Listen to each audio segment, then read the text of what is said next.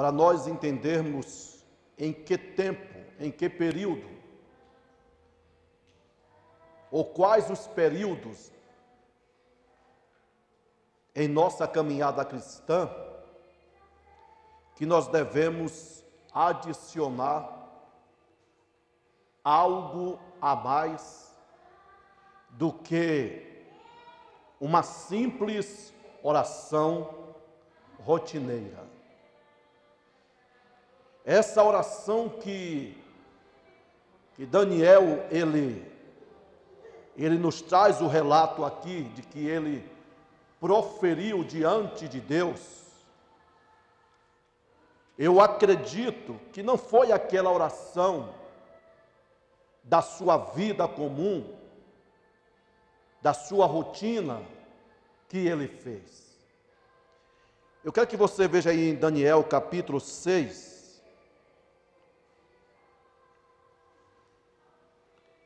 aqui no capítulo 6 de Daniel, quando ainda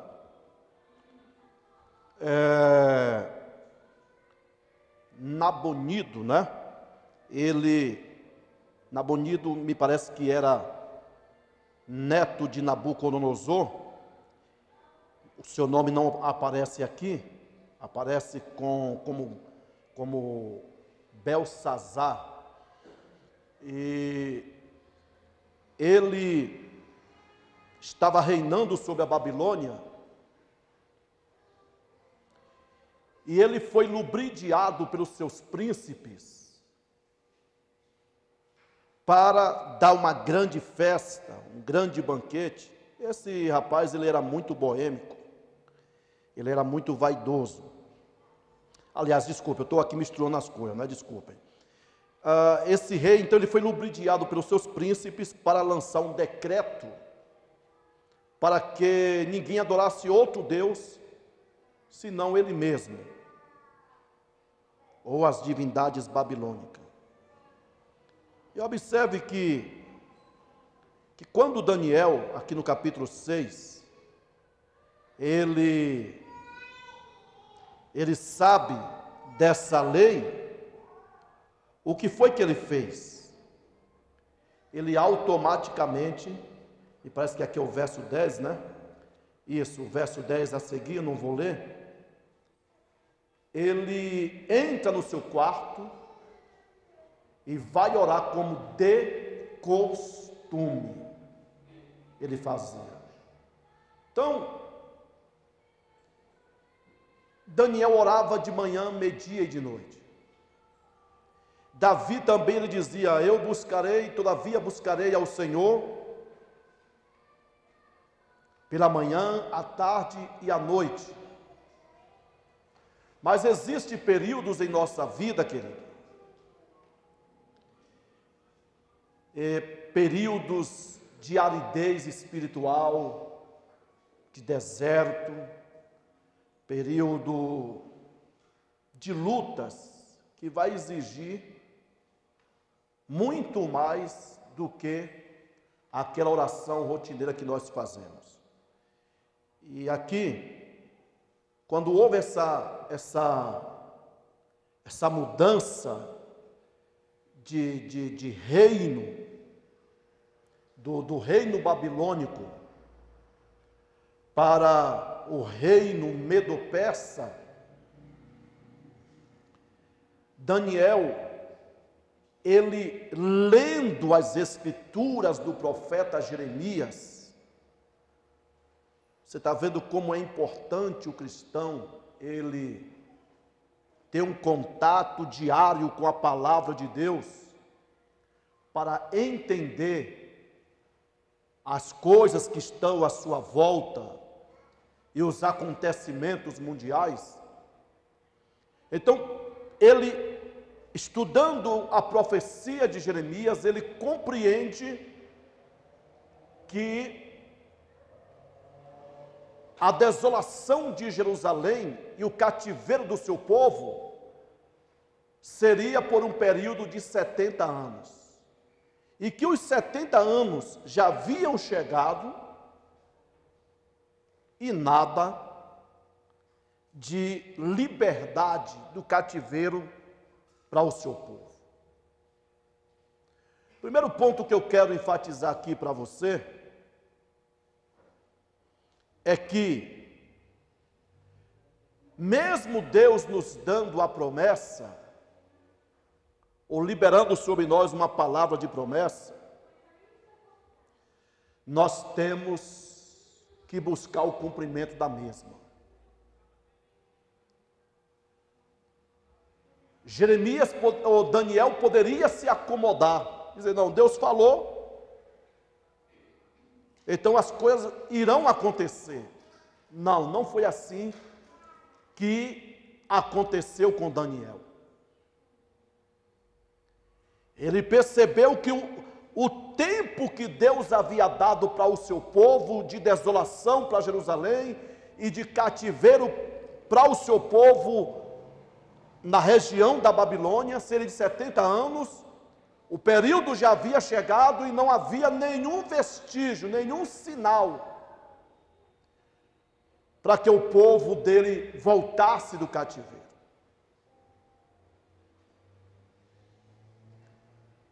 Então o que foi que ele foi fazer? Ele foi reclamar a promessa de Deus. Ele foi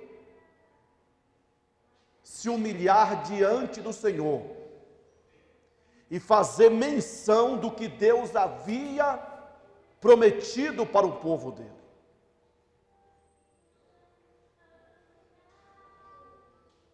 E como foi que ele foi fazer isso? Observe aqui algumas características desta oração de Daniel. Veja o verso 3.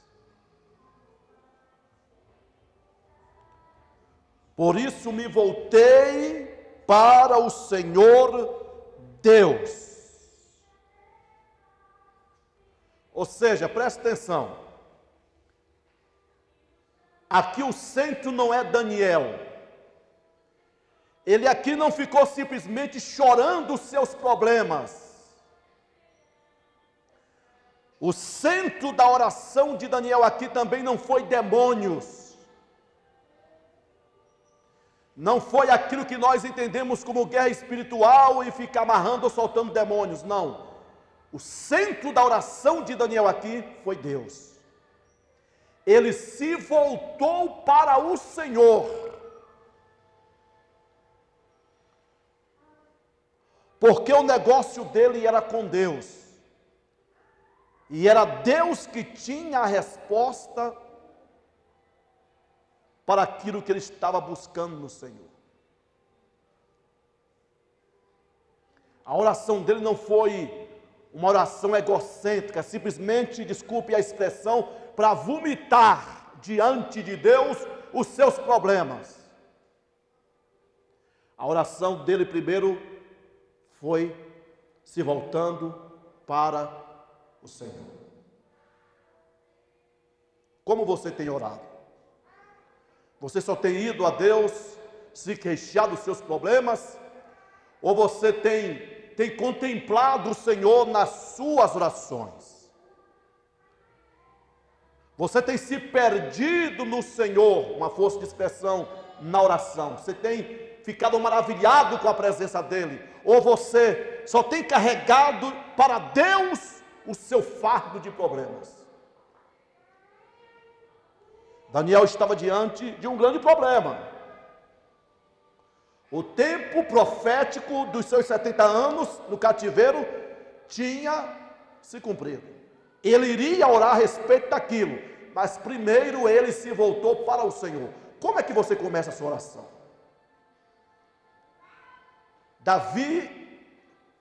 O salmista, porque não sabemos se realmente foi Davi, no Salmo de número 100, ele diz: entrai pelas portas dele, com o quê? Com ações de graça e louvores. Como você tem entrado pelas portas de Deus? Como você tem adentrado ao santuário do Senhor? Você tem entrado com pressa, apresentando correndo só os seus problemas. No livro do Eclesiastes, Salomão ele diz que quando nós entramos na presença do rei, não te apresses a sair da presença dele. Você tem entrado e saído com pressa? Talvez esteja aí a razão dos resultados para suas orações serem tão pífios, tão insignificantes, tão fracos, porque você está violando, você está ignorando princípios estabelecidos por Deus. Então, o primeiro princípio, a oração tem que ser voltada para o Senhor, e isso inclui todo o nosso ser. Uma prostração, uma entrega total, esquecer do que está à nossa volta. E por quê? Porque os judeus, eles carregam consigo aquele chale que é conhecido como talit, ou talite, como alguns o queiram. Por quê? Vocês sabem por quê? Aquele talit, eles começaram a usar lá no cativeiro em Babilônia. Isso vem desde aquela época. Então foi lá que foi instituída as primeiras sinagogas. Eles começaram a usar aquilo, porque o templo foi destruído, então eles criaram aquilo, e ali tem 600 e poucas leis de Moisés, e quando eles vão orar, eles colocavam, e colocam ainda hoje, o talit sobre eles, porque ali representa a tenda, o lugar aonde eles adoram ao Senhor. Aí você vê hoje, pessoal criando até casa noturna. Vocês veem a reverência que os judeus têm?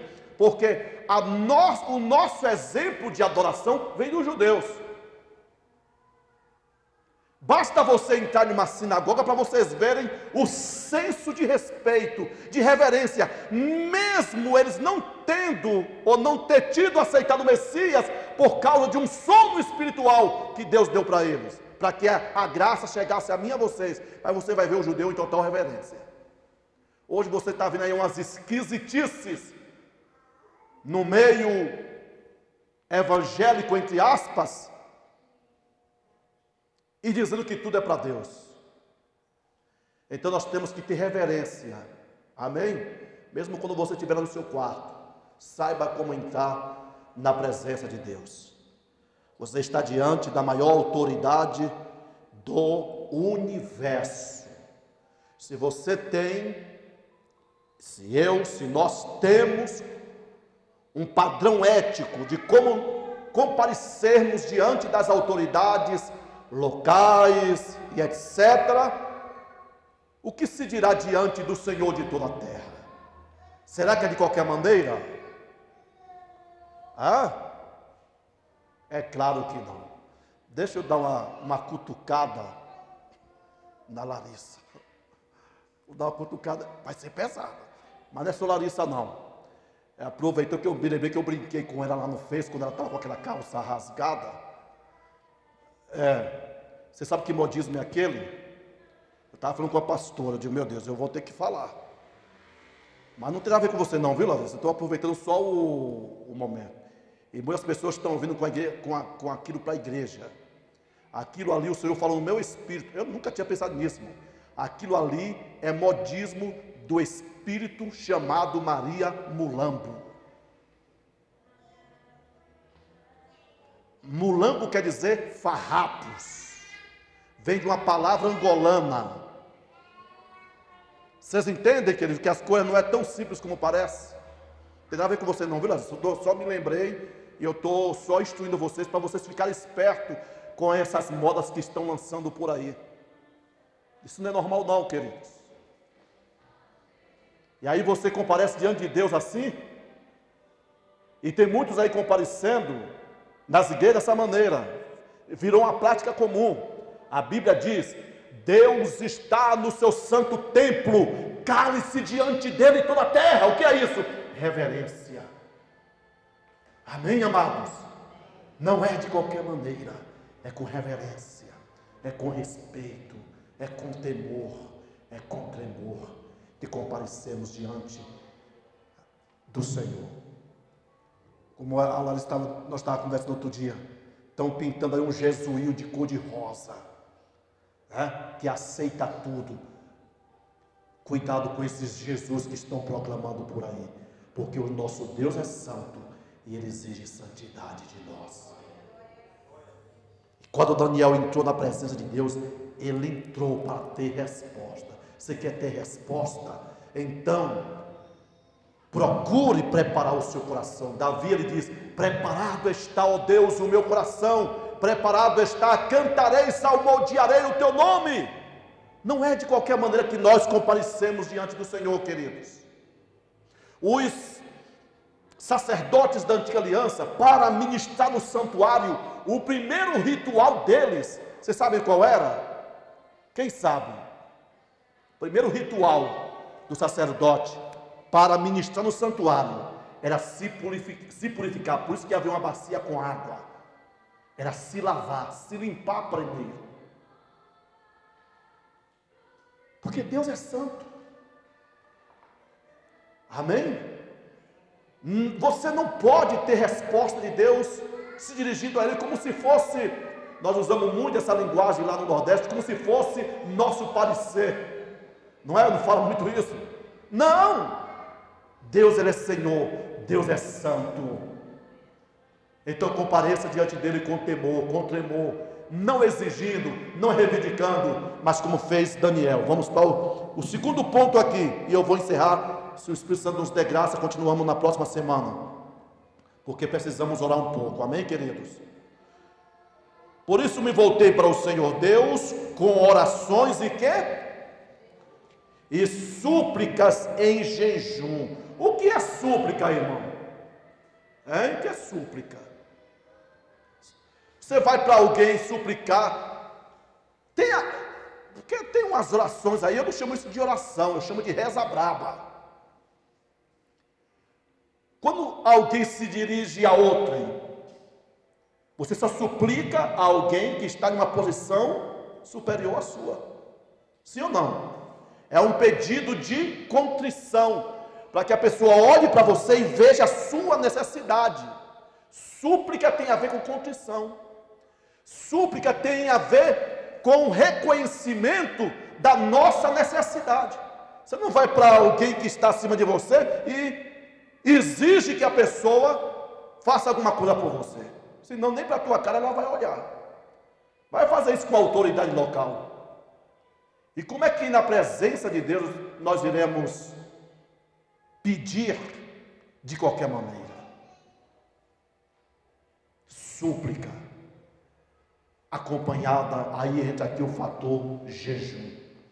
Para a semana eu vou falar sobre a importância do jejum adicionado à oração. Amém? Vocês vão ver coisas tremendas, né? Tem alguns aí que ensinam por aí que não se precisa mais jejuar hoje. Precisa sim, tá, queridos? Precisa jejuar, precisa buscar o Senhor. Paulo, ele fala nos muitos jejuns. Paulo foi um dos apóstolos que mais orou e jejuou. Pelo menos é o que ele deixa transparecer em uma das suas cartas lá em 2 Coríntios, capítulo 11, a partir do verso 23, se não estiver equivocado. Então ele fala das muitas tribulações e depois fala nos jejuns. Observe, alguém pode dizer, é fome. Não, se fosse fome ele diria, entendeu? Ele fala jejum. Então quando ele cita a palavra ali jejum, está relacionado a uma vida de combate espiritual, de oração. Então na próxima semana vamos estar aí falando um pouco sobre este jejum, a importância do jejum. Por que Daniel, ele acrescentou o jejum à sua oração? Então vamos durante aí essas 10 semanas, né, que tenha assim um paralelo, vamos colocar dessa forma, com os 10 dias que os discípulos ficaram orando, jejuando ali, esperando a descer do Espírito. Mas isso não tem nada a ver uma coisa com a outra, é simplesmente aproveitarmos aí este gancho de semelhança, de similitude, mas não tem nenhum valor, não tem assim nenhum valor supersticioso, nenhuma crendice em cima disso. Só é um período para nós nos dedicarmos à oração, porque nós estamos em guerra. Os tempos que nós estamos vivendo não são tempos fáceis, são tempos muito difíceis. Muitas pessoas estão caindo, muitas igrejas, lamentavelmente, muitos pastores se corrompendo, transformando as suas igrejas em casas noturnas de oração, e enfim, tudo isso para agregar, para chamar a clientela. Não, Jesus não nos chamou para isso. Jesus nos salvou pela sua graça e mandou que nós pregássemos o Evangelho na sua simplicidade. Nós não precisamos descer, como fez Sansão, ao campo ou à terra dos filisteus para nos equiparar com eles. Esse foi o fracasso de Sansão. Ele quis fazer aliança com os filisteus. Tal foi essa aliança que ele se casou com uma filisteia que não deu certo, deu problema para ele. E por causa dele ter descido e se aparentado lá com os filisteus, foi que seu ministério foi abreviado. E a igreja hoje, cada dia mais, está se mundanizando. Os crentes, tudo hoje é normal, tudo hoje é natural. Vamos ter cuidado, queridos. Cuidado com aquilo que você ouve, com aquilo que você coloca perante os seus olhos. Cuidado com a sua vida espiritual, porque o rei, ele está voltando.